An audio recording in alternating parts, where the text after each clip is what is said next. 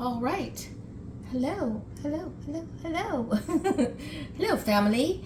As per your request, here's apple pie. I've already gotten some of the apples or most of the apples done, but I wanted to kind of tell you about this little gadget. This is the apple core peeler slicer, and you're going to want to get it on a really nice, smooth surface.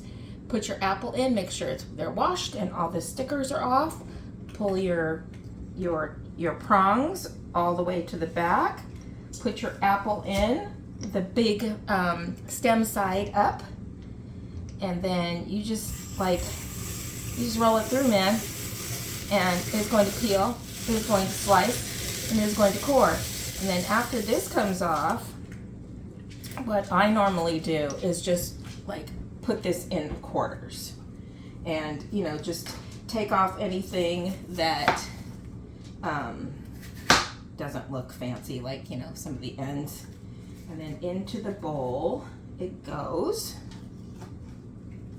All right, and then let's get rid of this little guy. Put these apples aside. One of the things I'm also preparing right now is the butter cubes. I'm just taking my 1/3 of a cup of butter, and I am just kind of cubing that up. It's nice and cold. We're going to put that over by our ice water. But into our little mix here of apples. These are Honeycrisp apples, which I love the best because they're not too tart.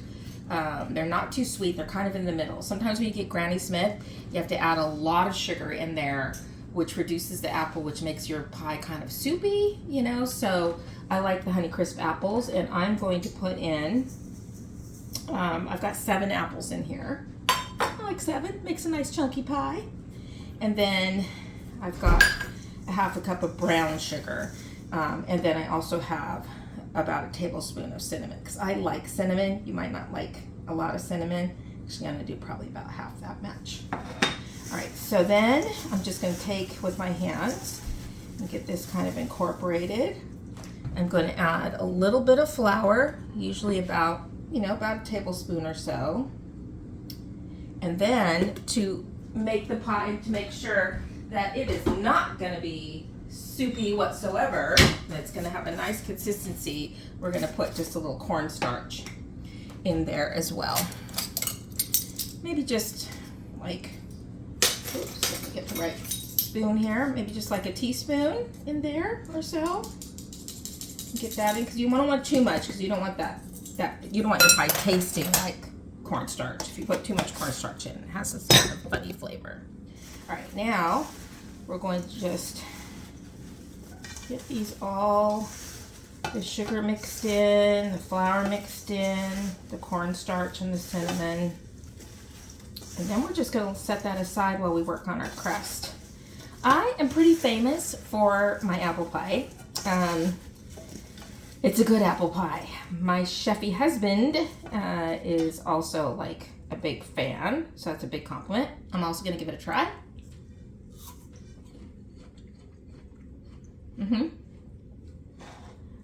Maybe a little bit more cinnamon to my taste. Keep tasting it. See if it's where you like it. Like I said, I like a lot of cinnamon. All right, let me put this over here.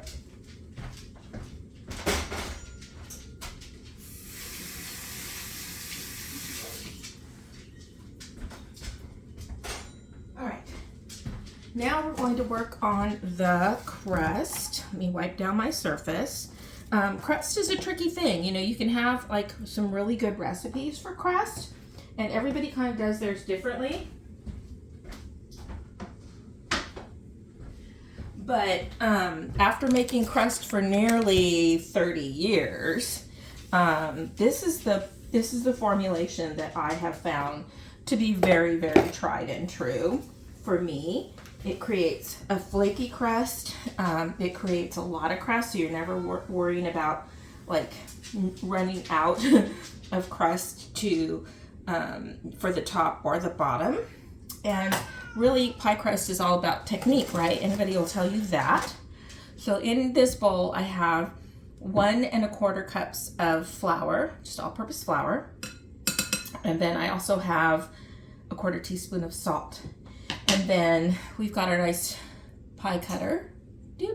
You'll see me do a little bit of this and then a little bit more just with my hands, which creates, gets that butter in the flour so that that butter will melt when your pie crust is baking and create those nice airy pockets in your crust. Ahead of time, I've gotten a measuring cup full of ice water. We'll take this big chunk of ice out now because I don't need that. Your water needs to be really cold and your butter needs to be really cold. So I've cubed 1/3 cup of unsalted butter. And I'm just going to put that into, oops, got a couple guys, into there. You can have a fork ready too. And I'm going to just start working this butter into the flour. Like I said, first I'm going to just work with it with my pastry cutter. Now the recipe that I have is from Better Homes and Gardens cookbook, but it's been modified. They say shortening or lard. I'm using unsalted butter. I like the flavor better, and the crust gets a little bit more golden in the oven. So you want to work quickly because you don't want your butter to be soft or melt in here. So we're going to be working quick with our crusts.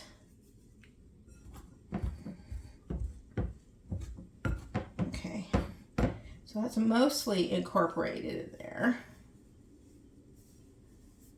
And now I'm going to just take, this is one of the techniques that a lot of people don't do. Some people will do their crust in like a food processor and just make the dough ball in there. That's fine. Whatever's groovy for you, right? This is my way. This is the way I like. I like a nice thick flaky crust with my pie. And I'm just taking and I'm just kind of smooshing the butter into the flour, so to speak. Just creating that nice crumbly mixture that you want in your pie crust. Making sure like all the big lumps are gone.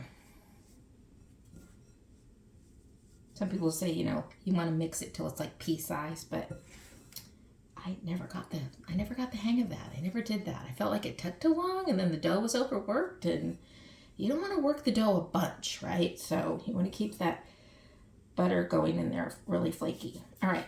Now it also says 2 to 3 tablespoons of water. And I'm thinking for me, because of the way I roll it, it's more like 3 or 4 of the tablespoons of the ice water. So the first go round is going to be tossing the water in. First couple go rounds. And then we'll start working it in. And this is where, again, where grandma techniques come in, right? Things that the recipe doesn't tell you or show you. Okay, so it's getting a little. This is the third one going in. Because sometimes, depending on, you know, if I've done the flour correctly, it's going to be about 5. Once in a while, 6. You just kind of, it's one of those things where you need to feel it and to know that it's ready. And you'll know that it's ready when it really starts to stick together. And then you can do the rest on your surface. So see, it's starting to stick together. But we still have all this dryness over here. So I'm just kind of work that in. And this is where if you do this part on a food processor, it goes really quickly because it really combines your dough, right? Okay, so this is looking right. That was 6 tablespoons of cold water, y'all. But that's, I like working with a little wet dough and then adding flour because of the way that I roll it and turn the dough. All right, so this is looking pretty good. I'm gonna do the rest kind of by hand. And just pressing it into the bowl and getting that nice dough ball formed.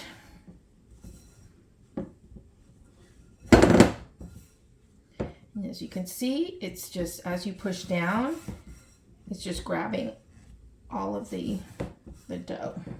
If it feels a little dry to you, then you can add just a sprinkling more water, but this is pretty perfect.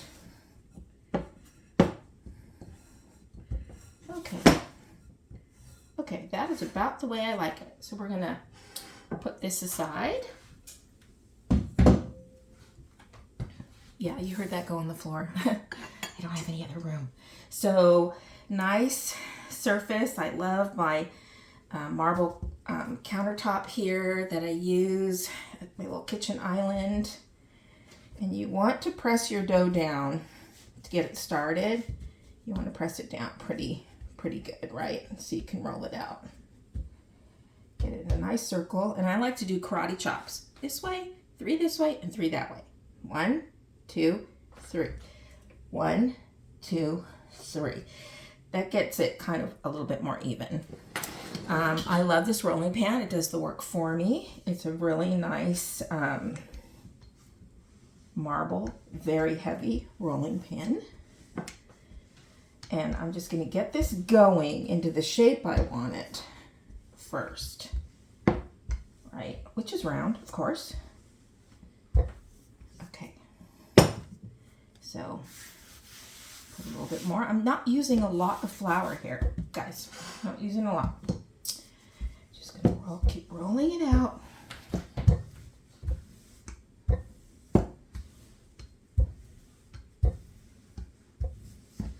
Be turning this about 3 or 4 times just so I can get the shape I need. Okay, as it starts to kind of feel like it's sticking to the bottom, I'm gonna add a little bit more flour on there. All right, almost there. Tiny bit of dusting of flour on the top.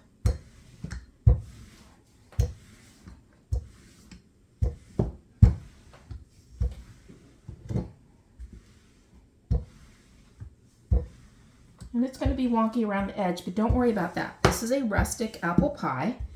And when I show you my technique for the top of the crust, you'll kind of understand why it doesn't matter that these little uneven parts are there. Just as long as it feels like it's big enough to go into your pie dish, which I think we've got it just about now. So then what I'm going to do, I'm going to kind of roll it up into the rolling pin, move my pie plate over. And okay, all pie plates are not created equal. Just saying. I've worked at Williams-Sonoma and Sur La Table, and year after year in the holidays, people would rush in for the Emile Henry, or Emile Henry. We say Henry because it's French. They come in for this pie plate. It's incredible. It bakes your pies, I don't know, 10 times better than any pie I've ever had. So, okay, so we've got your pie crust in there. We're just going to leave that. And then we're going to do this over again. I just use the same bowl, right? No big deal. It's all going to be pie crust. Make sure you level off when you measure, right? 1.25 cups. 1.25 cups. You really don't want to get any more than that, or you're going to have to use a lot more water and stuff, so we don't want that to happen.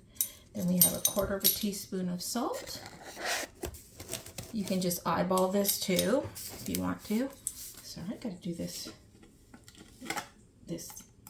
right-handed, just because my left hand is wonky, going into surgery in a week or so.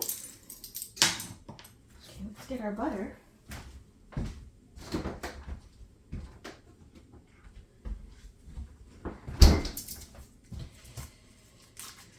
All right, and again, we're going to mark off 1/3.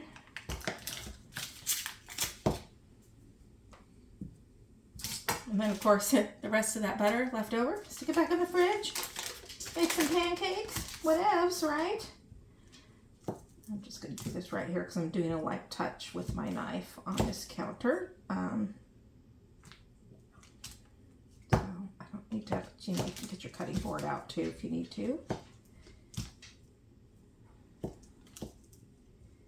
I like to make these little tiny pieces because it just helps to get it incorporated in the dough. I slice the cube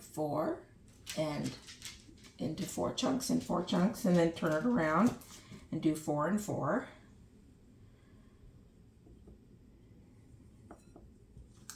Or actually 3 cuts to make 4 pieces, right?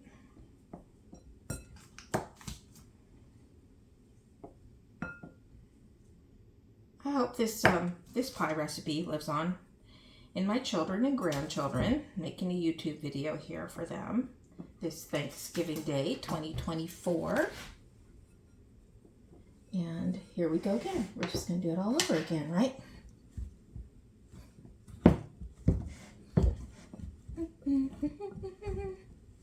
Who's playing Christmas music already? I am. I was just listening to, it's called White Winter or Winter White by Pentatonics. And, you know, that's the one that goes, I've been following and following the pack, and with all bundled in their coats with red scarves around their neck to keep their little heads from falling in the snow. And like, Michael, you fell down and you like bled all over the snow like strawberries in the summertime. It's a really beautiful song, but I finally listened to the lyrics. I'm like, what the heck is this song? And it's by, oh gosh, I forget the name of the something Foxes. And so it's a cover, but it's people say it's about friends, childhood, playing in the snow, you know, and then some people think it's about war, you know, where people died in the snow and were so tired from being on watch that they had to wrap scars around their necks to, you know, keep from falling asleep.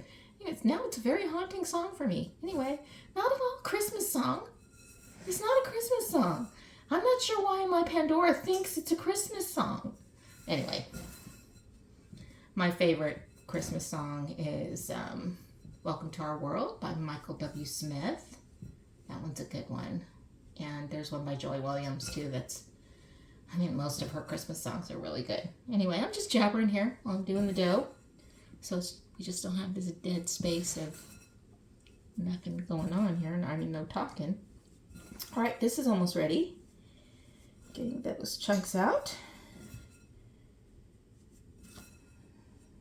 Okay.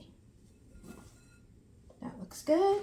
And here we go with the ice water. This water is still very cold. So we're going to do tossing the first 2 or 3.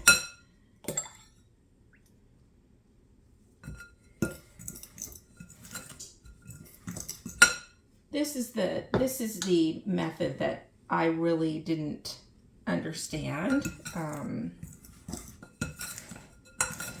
when I was first making pie, and I'd be like, gosh, why is there not enough water? Why is my pie crust not cooperating the way it should? And then I watched a lot of Martha Stewart and, you know, the Food Network and all of that, and just kind of discovered, okay, there's technique for pie crust.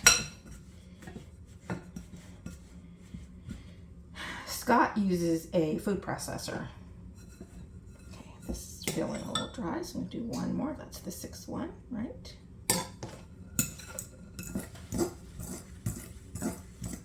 Okay. This pie is going to bake at 375 for an hour.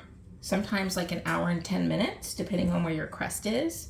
You're going to want to protect the sides of your crust, and I'll show you this, if I can find it, I'll show you this really neat gadget that I bought, but and I'll show you it both ways, where, you know, you can get those really fancy pie edge protectors so that your pie can cook without burning the edges of your crust. And it's a wonderful device, and I think I got that at Sur La Table too years ago, and I use that. Or, you know, I can show you also the tinfoil method, which works just as well. in my opinion.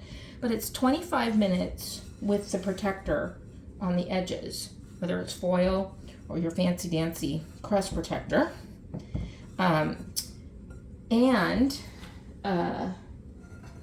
It's, you know, well, actually I do 30 minutes. I do 30 minutes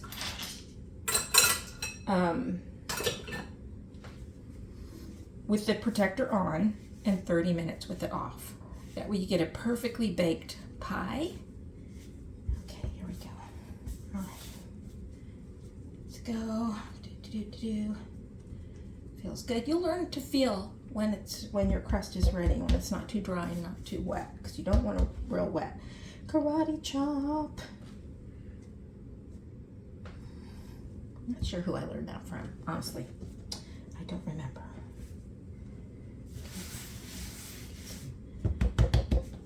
Down there.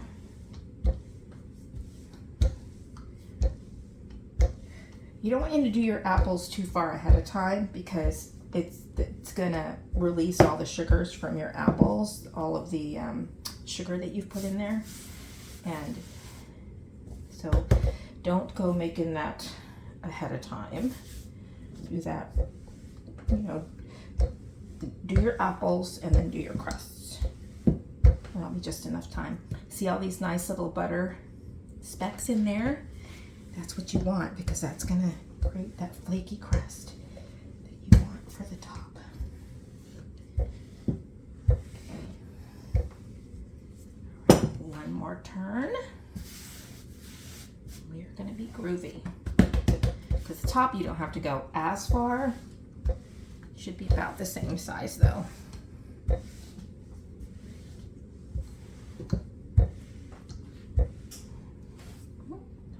A little piece of lint.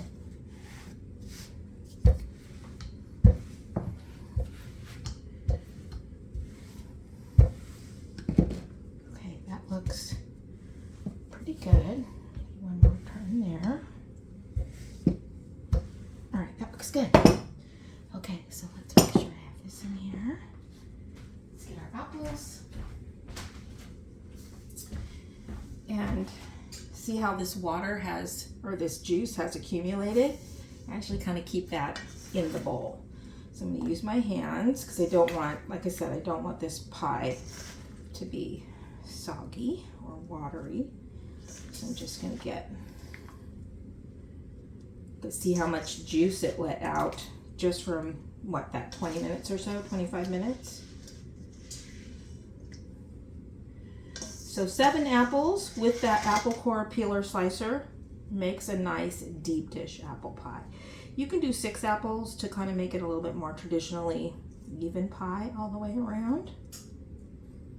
But I like deep dish. The apples are going to shrink down, right? They'll shrink down a little bit.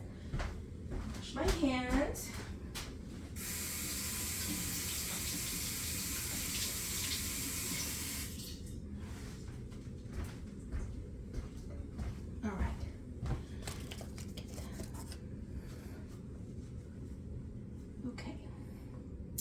So then we're going to pick up our crust again.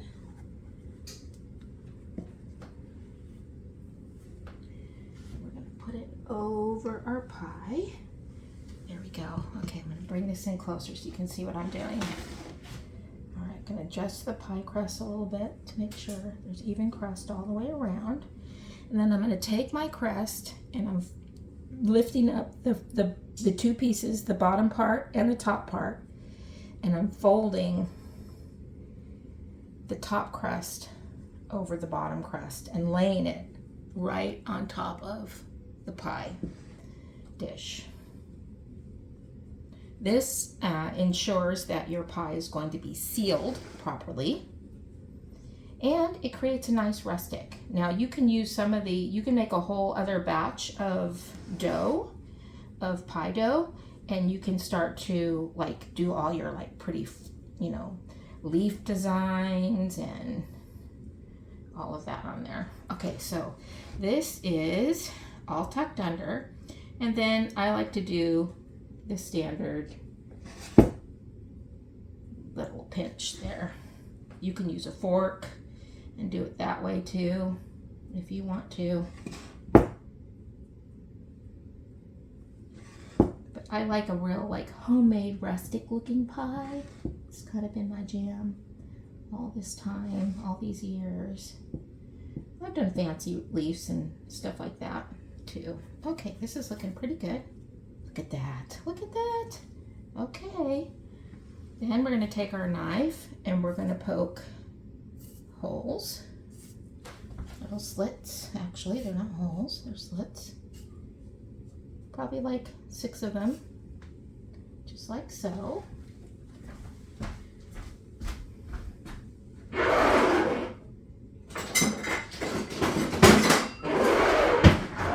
That's very noisy. I know. Okay. So here is the fancy dancy crust protector. And it just goes around your crust like so. And you put it right in the oven like that. Voila. It has a little closure here too if you want to like lock it. Okay, so that will protect your crust from burning.